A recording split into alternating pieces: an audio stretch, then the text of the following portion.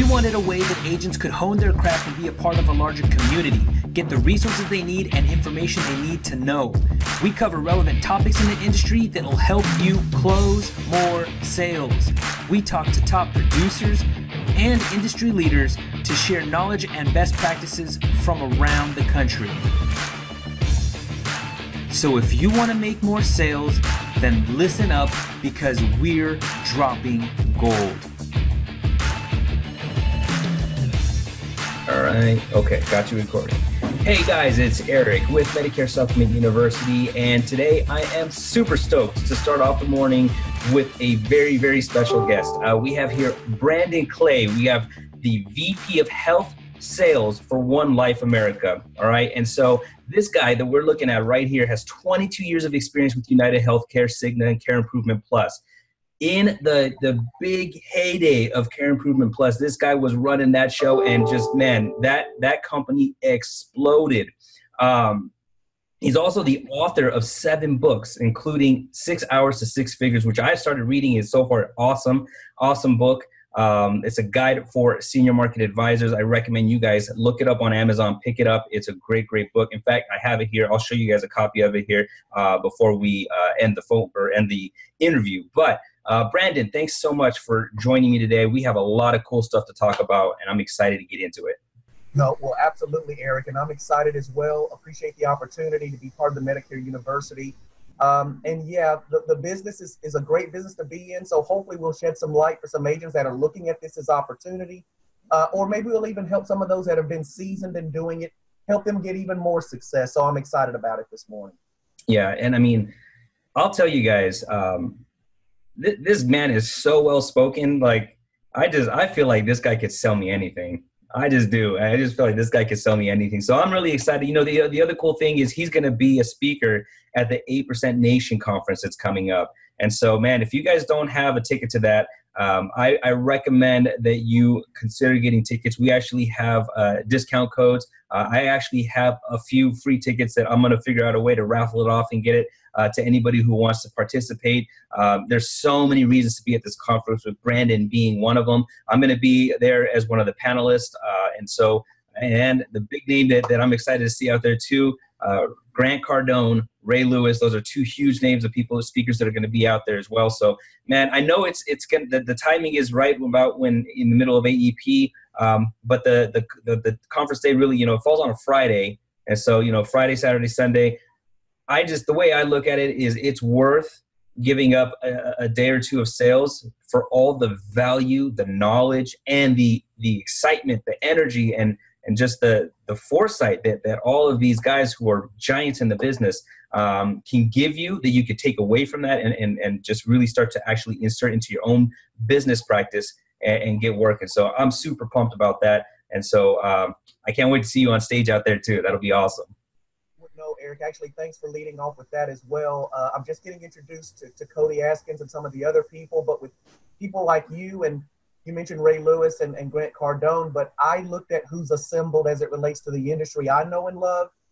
I don't think you can assemble a smarter, more intellectually tapped in group of people. And I always believe that, smart skims the surface, but genius goes deep. And in order to really generate money and revenue and opportunity in this business, you have to stop skimming the surface. So I believe those 2 days will allow agents to go deeper. And that's usually the breakthrough many of them need to get to a higher level of success. Yeah, that's so well said, man. So well said. Albert, see what I'm talking about. This is the kind of stuff you're going to get at the conference, man. These are great things. So really what I want to start off this segment is going to be in regards to Medicare Advantage.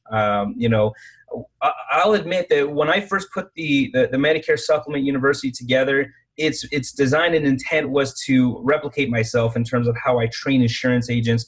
Now, normally I would train insurance agents on Medicare Supplement and Medicare Advantage, but to put it on a platform where it's accessible to so many and can be viewed by so many, to be safe, I always stayed away from getting too deep into Medicare Advantage. It wasn't that I said you shouldn't have it. I just believe that there is a place and time for it. But I will be more of a proponent of MedSup, but MedSup is just not a good fit for everybody. And in those cases, instead of giving away the business, you would need to have Medicare Advantage available so that you can help them there. It is still, it's for many people, it's a great tool. In fact, a third of seniors have Medicare Advantage that are on the Medicare program. So it's not something that's going to be going away. And in fact, I wanted to start off by reading this little excerpt that was sent to us that I found really interesting. It only really kind of, solidified my idea that we need to evolve the university to have more information regarding Medicare Advantage. And as a result, I want to have more experts on here along with myself to talk more about Medicare Advantage in a compliant way. Like I said, there's some things that I do with the supplement university or with Medicare supplement training that I just can't do with Medicare Advantage due to compliance, due to the scrutiny that goes behind it. And that's just the unfortunate side of it. But there's still a lot of great value that we can bring, you'll see that that's going to happen. There'll be a lot more of a focus on Medicare Advantage as well with this university, but also an even greater focus on other tools, which Brandon's going to talk about in the next segment, which other products that we can bring in that can help you get in front of more Medicare clients. So let's start with this excerpt here. I'm going to read it. This is saying here, Medicare Advantage premiums down 6%.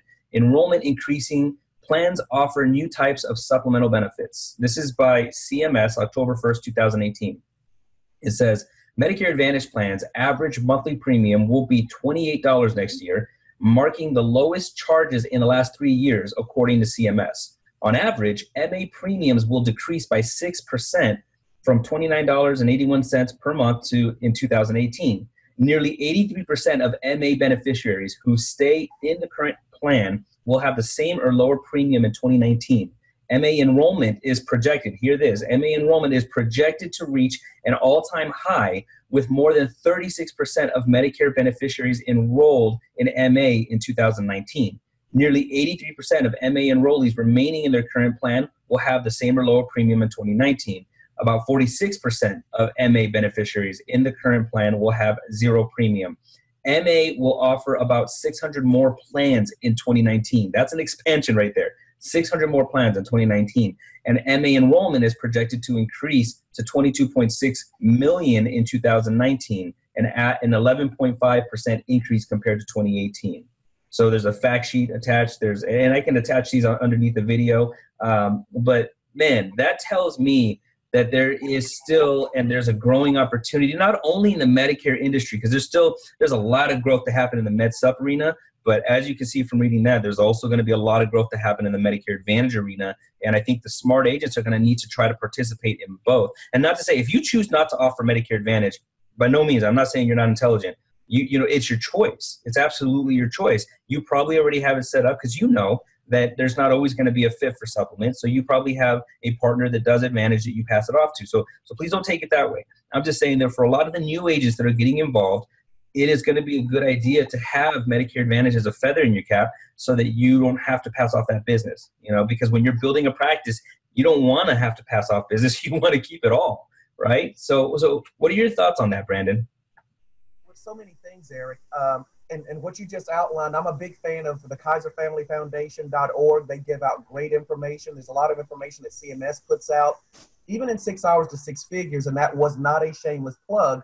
I actually start out by gauging the opportunity of adding Medicare Advantage, Medicare Supplement, Hospital Indemnity, and even built on the chassis of final expense. And we won't go into the product side of this just yet, but having started with this back in 1996 as an agent, when you had to be a W-2 agent for the carrier in order to sell Medicare Advantage, or actually at the time it was called Medicare Risk of all things. It was really sort of an odd way to get into the business.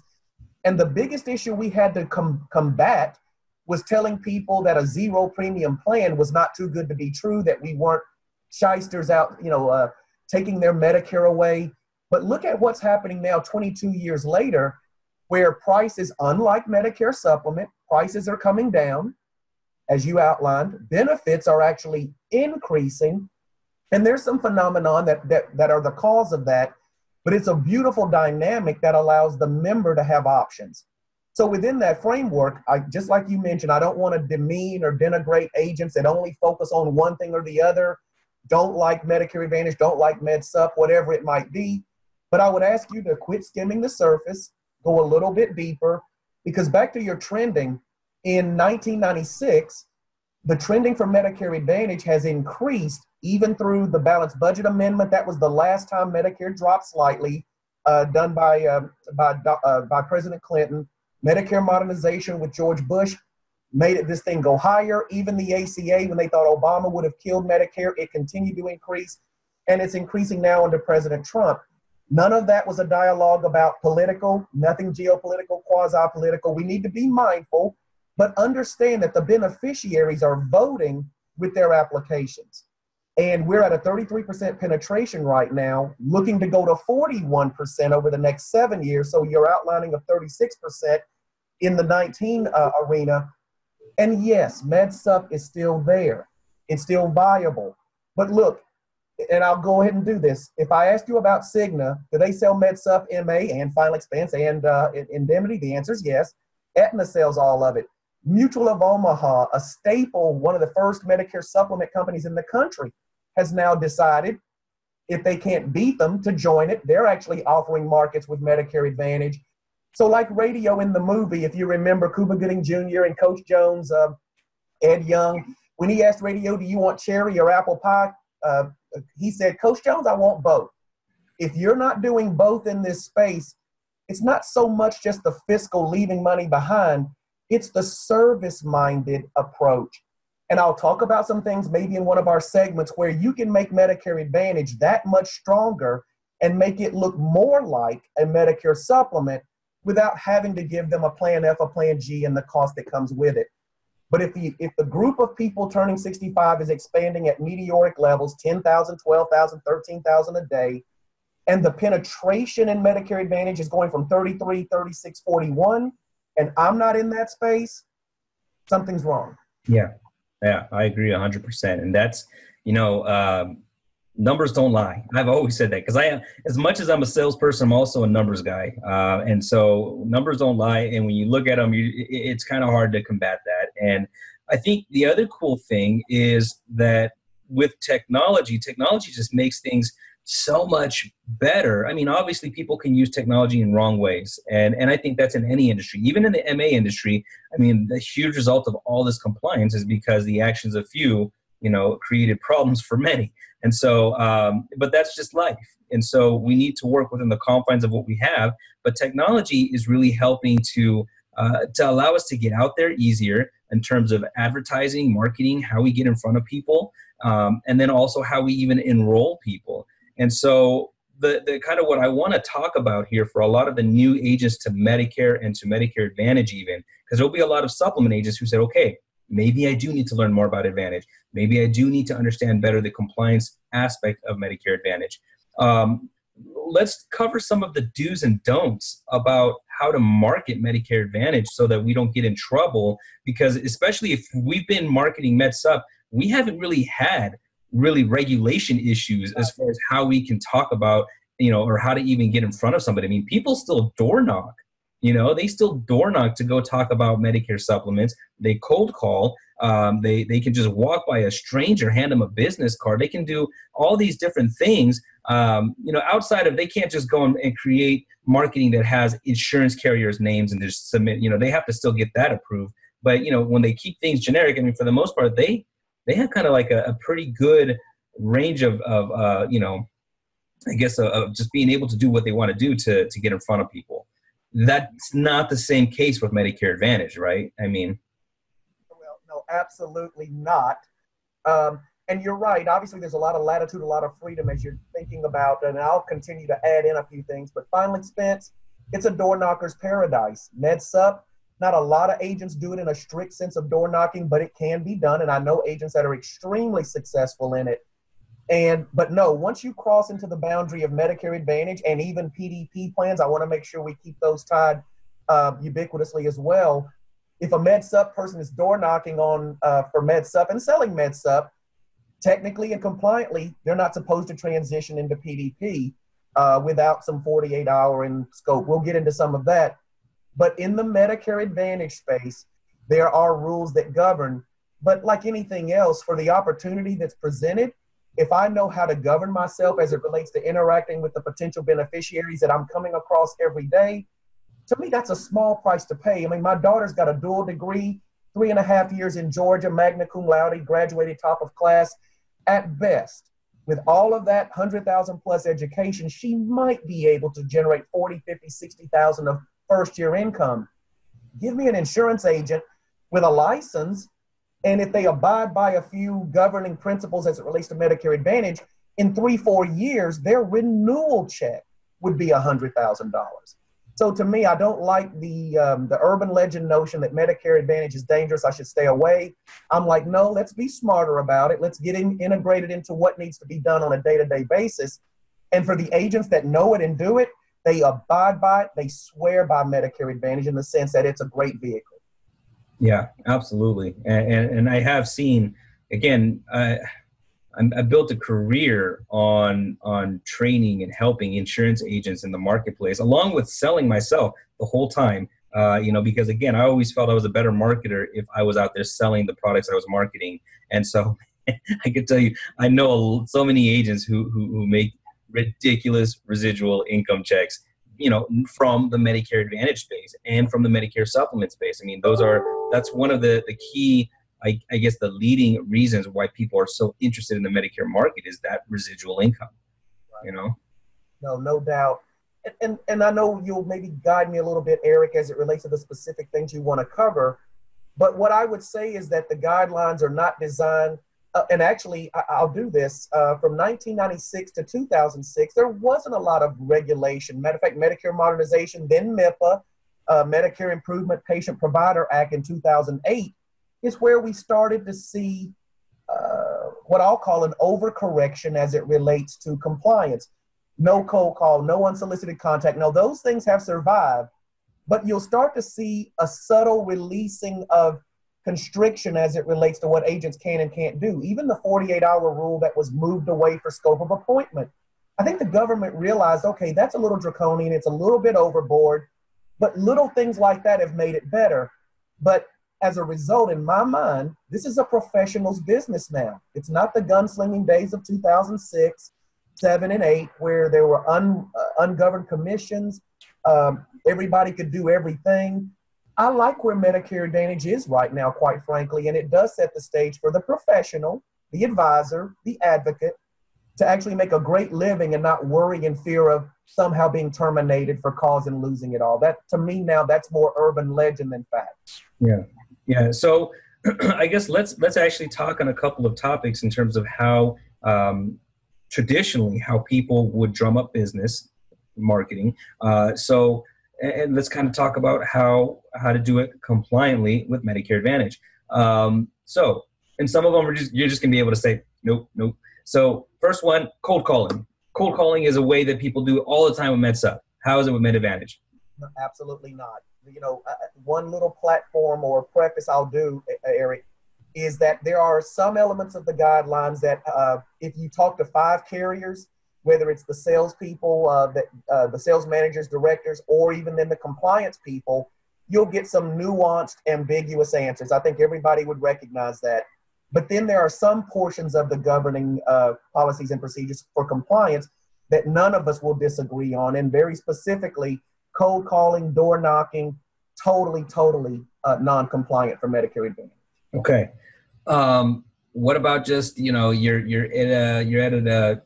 in a place that has a lot of seniors and you decide, well, I got a stack of business cards. I'm just going to walk up and say, hey, call me if you have questions. Can you do that? No. Again, in the sense of Medicare Advantage, that's unsolicited. Now, I'm sure we'll evolve into talking about seminars, meetings, how you could engage things like that. That would be, we'll use the word compliant. But walking up to someone with a business card in a cold sense is no different than if you cold called them. Quick distinction, though, just a little subtle nuance here. If a person's business card includes, I'm Brandon Clay, agent extraordinaire, I just threw that in for good note, but I specialize in final expense, Medicare, Advantage supplement, hospital indemnity, cancer, dental, vision plans. As long as I'm not mentioning carriers and benefits, my business card can reflect what I do.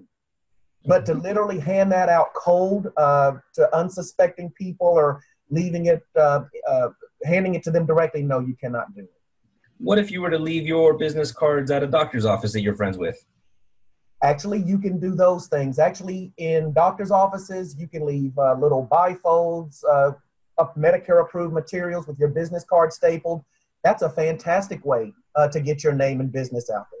And so let's say that I'm a patient and I'm visiting the doctor and I'm pissed off because maybe my insurance was too expensive or whatever the case may be, and I see that card, I pick it up and I call you, okay? You're the agent extraordinaire. I call you.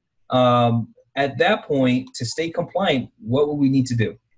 So that would be the most compliant way that any interaction would begin, is that something triggered an inbound event to you. So we'll talk specifically, but it could be email campaigns. That's another way they've relaxed this. You have to have opt-out capability. But if that person responds to you, reaches in back to you, you can begin to compliantly engage the conversation.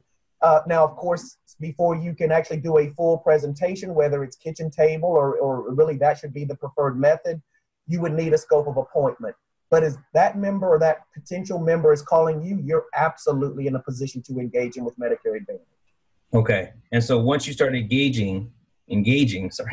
you start engaging because they called you, do you still need to have that, when you're on the phone and say, Mr. Fierro, before we can continue, I need to send you a scope of appointment, or you can just completely go through summary of benefits and all that stuff if you wanted to, or what? Right, no. So before you actually engage the formal presentation, you will need a scope of appointment. As you mentioned technology earlier, there are carriers now that have telephonic where you can type into a verification or a scope of appointment line and actually conduct one of those over the phone, which would then allow you to at least proceed for some portion of your presentation. But in most environments, you're likely going to be getting to the kitchen table. You would basically use that inbound phone call to do just a little light review, not going into specific plans, specific benefits, and ultimately setting an appointment day and time, getting to them and getting your scope of appointment at the threshold of the front door. And then when you get down to the kitchen table, you're live and ready to start showing them benefits and carriers and plans. That's a situation then where you don't have to have a 48-hour window anymore from gathering, because there used to be, when all this first came out, you got the scope of appointment and it was mandatory that you had to wait 48 hours before you could have an actual appointment to go over benefits. That's no longer the case in this situation? No longer the case. So I'm talking to them now. They want to see me this afternoon.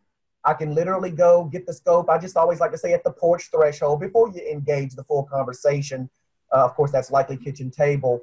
But no, Eric, you are in a position now to see that person as soon as they're willing to be seen and no longer have to have the scope 48 hours ahead. Okay, perfect. So another big way that people still generate leads is direct mail. How does direct mail fit into this whole deal? So I love direct mail. One Life does a ton of direct mail, again, largely for final expense. Certainly in the AEP and other seasons for dual special needs and LIS turning 65, we market and do direct mail all year long. A couple of distinctions there. So I prefer using generic mail, and there are mail houses and companies that specialize in doing generic direct mail. You're going to get a higher response rate. It's going to have the appropriate disclosures, and it doesn't require you to build copy. Yeah. On the other end, you've got carriers now that give you free, customized. It's got Eric Fierro and Brandon Clay name on it, my phone number. Certainly compliant, certainly has a CMS approval number on it. I like that as well, but certainly generic may pull more, because if somebody receives a piece from a certain carrier and that's the carrier they have already, right, not respond. But something generic, but direct mail is absolutely fantastic. And of course, that then requires them to either respond by tearing off a BRC, sending it in, and then you have the ability to reach out because you've got that permission to contact disclosure on the piece itself, or they have the ability, like your business card situation, to call you. Okay. And so if they were to, we already went over what happens if they call you, right? It's the same thing. If they call you from a business card or a pamphlet, or if they call you from a direct mail piece, you would approach it the same way that we just spoke about. If they actually mail you back a business reply card that they tore off from the direct mail piece, that in itself is a permission to allow you to contact them, but it's not a scope of appointment. Absolutely correct. So that BRC, business reply card tear off that they send back in, you've got a handful of these, either, you know, a copy of it online based on the portal if it's a vendor that you're using, or you've got the physical card. That is simply permission to outreach, but no, you would still additionally need a scope of appointment. Okay, perfect.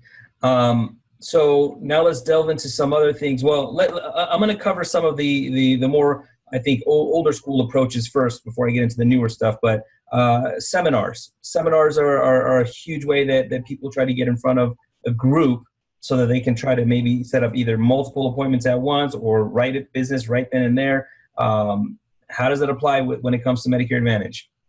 So in my heyday, I loved seminars. Of course, back then it was easier to draw a crowd because these were all fairly new and they were fairly, they weren't really well known in the marketplace.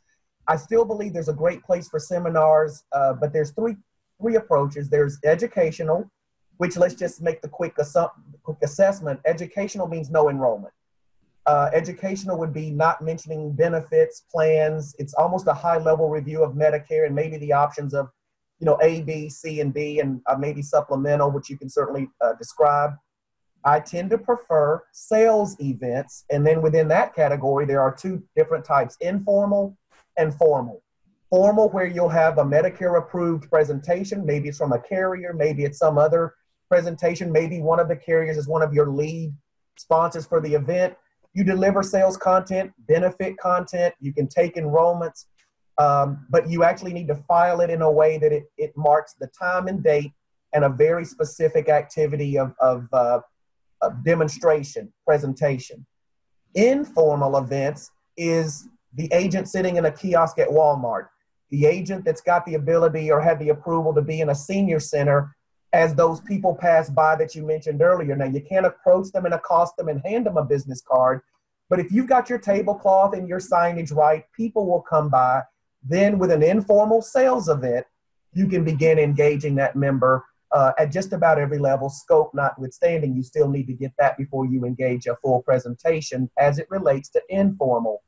So sales events, I think, are a fantastic way. The key there for any agent is how do you draw the crowd and getting the people there.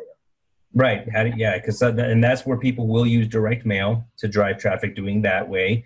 Or, and before I get into that, the one thing I wanted to ask about seminars, or at least point out, regardless of whether you're doing a educational seminar, informal or formal sales seminar, all three of those, don't you have to normally still file it with CMS so that they're aware that it's happening? Is there a time limit in terms of how soon ahead of time you have to file that? Right. So the guidelines are actually relaxing there a bit, but I tend to be, as I think we talked about a little off camera, I tend to err toward conservatism. So number one, if you're doing an educational event, 7-day, get it filed. You're likely going to need a carrier to put that into the system for you. Same thing on the informal and formal events. But each carrier has its own guidelines because, yes, you've got to notify within 48 hours if you cancel. Yes, when you do seminars and file them, you are opening up the opportunity for secret shopping because now that's a publicly, or at least CMS knows you're about to do an event. But yes, Eric, abide by what the carrier's outline and guidelines would be, whoever your lead sponsor might be for that particular event, but you do have to file them. And agents need to be aware that CMS could secret shop any type of those events, right? Correct. And even that, I won't diminish it by its by the importance of the fact that you could be sitting with a secret shopper, even in a home environment. Normally, you might see them, they'll say, meet me at the McDonald's or the Waffle House. I mean, there's some things that maybe tip the hat a little bit, but I don't want agents to just be, well, am I about to be secret shopped? If you treat the entire process with transparency and follow the guidelines, a secret shopper in the midst of 10 people in a seminar is not a problem, especially if you're using pre-approved scripting and or have a carrier there to support you. Certainly, if you're being secret shopped in some one-on-one environment, if you're doing all the things you're supposed to do, you're fine. Yeah. But you are subject to secret shopping, certainly in events. Yeah, and that's why I always tell people once you start to go into the Medicare Advantage, and again, don't take this the wrong way. you want to be compliant all the time. Whether you're selling a med sub, final expense, hospital indemnity, no matter what it is, you want to always do it the right way. You always want to be above board. But even more so, there's really, you want to make sure when you're doing Medicare Advantage marketing, presentations, seminars, anything that has to do with it, you do always have to have that in mind. And I always have it in mind that this could be a secret shopper I'm talking to. And as a result, I need to always make sure that when it comes to Medicare Advantage and prescription drug plans, you're being completely compliant. Well, and Eric, hopefully not a digression from the next stage of questions you have to ask about marketing, but what I tell new agents, actually, we had a conference in Dallas, had about 120, 150 agents in the breakout sessions for Medicare. A third of that room, this is their first AEP. And so one of the segments we did was help. This is my first AEP. And it's a dizzying array of benefits, carriers. I mean, you got to know it county by county. I mean, it starts to get complicated. So within the framework of one-on-one kitchen table presentations, first of all, only really sort of seasoned, savvy people should likely be in front of a group.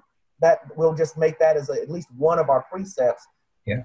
But if you're at the kitchen table, the carriers not only have, once you kind of define, what the network is, what medicines they need, and you start trying to narrow down to the plan that you think will be a good fit, the carriers have videos. They have everything that literally outlines all the elements of compliance that a secret shopper would be looking for, or that if you were called in for a Section A, the first thing that the carrier may ask is, well, did you watch the video? Did Brandon show you the video? Yes, he did. That covers a lot of the pitfalls. So for the brand new agents, this is their first AEP, use the training wheels of the carrier tools to make sure you're as compliant as can be in the midst of the presentation. Because I don't want this conversation to scare anyone off, but it's to just make them mindful that you've got to be aware. Again, technology being a great tool. So if you have your own iPad or something like that, you're saying you can put these videos that take care of the compliant part of the presentations for you. All you do is say, Mrs. Jones, let's hit play, watch this video with me, just to make sure we're staying compliant with the Center for Medicare and Medicaid Services guidelines. Right. Yeah. So again, you're right, Brandon, in saying that we're not trying to scare anyone away, but we're also trying to make sure this is your livelihood. So we want to make sure that you're doing it compliantly so that you have a very nice, lucrative, long career in the Medicare arena. So that's the only reason why we're even doing this video in the first place. All right. So going back to other ways to market, let's say, and kind of, I saw a little bit of a relaxation here too, but maybe you can explain it better in terms of maybe setting up shop in front of some high traffic senior areas. Am I right in saying that I've seen some relaxation this year in terms of that? Right. So the genesis of that obviously was in 2006, where brokers were first allowed to sell. You would have noticed in the Walmarts, there were kiosks and agents there, traffic passing by. Certainly that's high traffic. You can now do the same thing. Those are essentially informal events in the senior centers, in the high rises, in areas, actually even in provider offices and in the common areas and where there's no healthcare being delivered. And in that vein, I mean, we've got agents that are in Family Dollars and CVS's. That's a big pull in the Family Dollar for dual special needs plan opportunity. And look, even the carriers now, and I won't just keep mentioning in the sense of promoting a carrier one over another, but they actually give you little standalone lock boxes where the person can fill out a card, drop it in, and you have the ability to reach out and call them. I have agents, they pay $200 for the thing, and it has paid for itself 20 times over. Yeah. So hopefully answering that very specifically, you'll need to do some things around setting it up as an informal event, but you can absolutely be in most high traffic areas, back to CVS, Family Dollars, doctors, and et cetera. So, I mean, is it kind of hands off to be if you were trying to set up shop near the pharmacy of a Walgreens or CVS? Well, so obviously the counter space where there might be everything related to HIPAA, privacy, et cetera. You can't be right there setting up shop, but you can certainly be in the doorway. Actually, I have agents today are in CVS's. I know agents are in Walmart's. You just have to be far enough away from where that type of service is being delivered. but in a high visibility area so people see you. Yeah. And with different relationships with the different vendors, different carriers, you usually get a place of prominence where you're coming right in and out of that front door area, and the pharmacy is usually located in the back or farther off to the side. Yeah. Okay. So then the next question is going into new style things here. How do we compliantly market? Because I heavily generate leads through Facebook advertising, YouTube advertising, Google AdWords. So how do we compliantly set up ads and market for Medicare Advantage in that arena? Like, for instance, in everything that I do lead gen wise, I also try to stay generic. I don't specifically talk about companies. And so if I were to say, hey, I have this, there's brand, not going to say but I'm saying there's brand new low cost or zero cost plans out there available for seniors as an alternative to, traditional Medicare with a Medicare supplement. Is that legal jargon that I can use, and do I need to submit it to somebody to get it reviewed and approved? So this is a new space, and I think this is where you're going to start to see the nuancing, some of the ambiguity.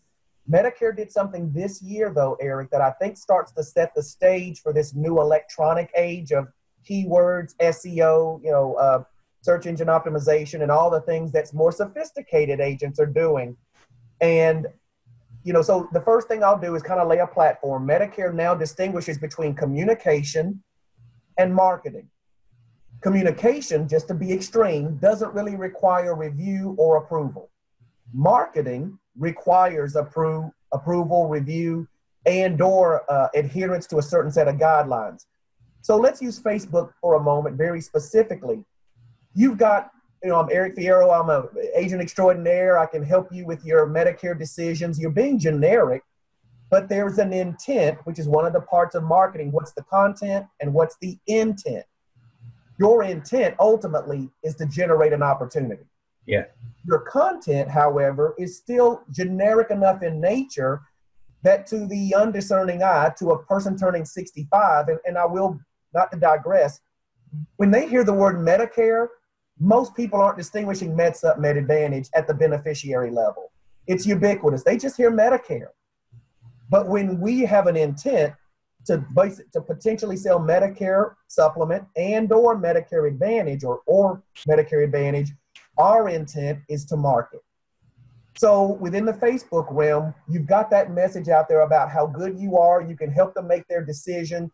It could be a bias toward MedSup, but when that person likes it, it doesn't give you immediate license with Medicare Advantage to outreach.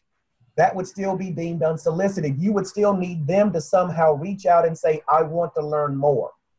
And then that implicit action gives you the ability to call and engage. Now, to the degree that your messaging starts to go from what we'll call generic and communicative around what you do as an agent, and you start saying, like even as you mentioned a moment ago, if I start saying zero or low cost plans, that's a proxy for Medicare Advantage. You're not going to find a zero premium plan G or a zero premium plan F. So that means you're going to now have to be able to undergo another level of scrutiny. And the more detail you provide, the more scrutiny you're going to need to undergo, down to the point where eventually you're going to need the carrier to review your website if you're generating leads for MA. So, but okay, in that example, if I'm not mentioning a carrier name, but I am saying, there is an alternative to Medicare and Medicare supplement with, there's these, another alternative that have their zero or low cost plans. Contact us if you'd like that, which, I'll provide a phone number, or if they fill out a form, which is their permission for me to contact them. My question is, do I need to submit my ad copy, which is what we call it? We call it ad copy. Do I need to submit that to anybody? And if I do, who would I submit it to? Because you were saying that there will be more scrutiny the deeper you delve into more detail. So at the point that I'm talking about, am I even getting deep enough that I need to really submit this to anybody yet? Yes or no? No. At the level you just described, where it's, again, a fairly generic outline, and it's asking for them to fill out a form, and of course there will need to be the disclosures of a licensed agent or representative will call you. There's some of those things that would be beneficial to include. Those don't require the carrier to review. So social media is actually no longer off limits, as is email, no longer off limits. It just has to abide by a few things. But I think that's where, when I mentioned the ambiguity, I think we're going to start to see a little more of the guidance, because more and more agencies, and lead generation companies are using social media to generate a lot of traffic, SEO, keywords, etc. And I do want to make sure I answered that correctly, Eric. At that level of simple, high-level messaging, you would not need review. Perfect. And I think that's, so many people, especially because that's part of the university now, is Facebook ad training. That's going to be a question. Can I do this? And again, because MA is the one that scrutinizes the most, I wanted that answer to be clear for people, as I've told them that, but it's always good to hear another source saying, yeah, it's okay as long as you're having a generic message like that. It's not something that needs to be submitted to carriers or CMS. It's not until, again, you're mentioning the actual names of a carrier, or you're getting product specific of a carrier's product, that you would have to look at doing that. But keeping it generic, you're okay. Okay, so we're almost done here with the questions. And actually, let me read them real quick, because I think that the last couple of questions, I want to save them for our next segment that we're going to do, because the next segment is going to be pretty juicy too. I'm excited about it. And I think, you know what? Yeah, I think that's everything. So cool. Brandon, thanks so much for doing this segment here with me on the compliance side of Medicare Advantage. It's going to really make things clear for so many agents that are just getting involved on the Advantage side. And I'm really excited to see, I want, again, the biggest thing for me is I want to help others to become successful. I think that this university is a great platform for that, especially with its ability to evolve and become even greater than what it is right now. So, again, thank you for being a part of that. And hopefully, I'm gonna put you on the spot. You might take up my offer to be someone who's going to be in the MSU Mastermind group to help answer questions in regards to Medicare Advantage, final expense, and other products that you have such great knowledge on. No, actually, I think that's an idea whose time has come, Eric, and excited to be connected to you in any way, shape, and form. So, no, I think the people out there will see a little more of me here over time.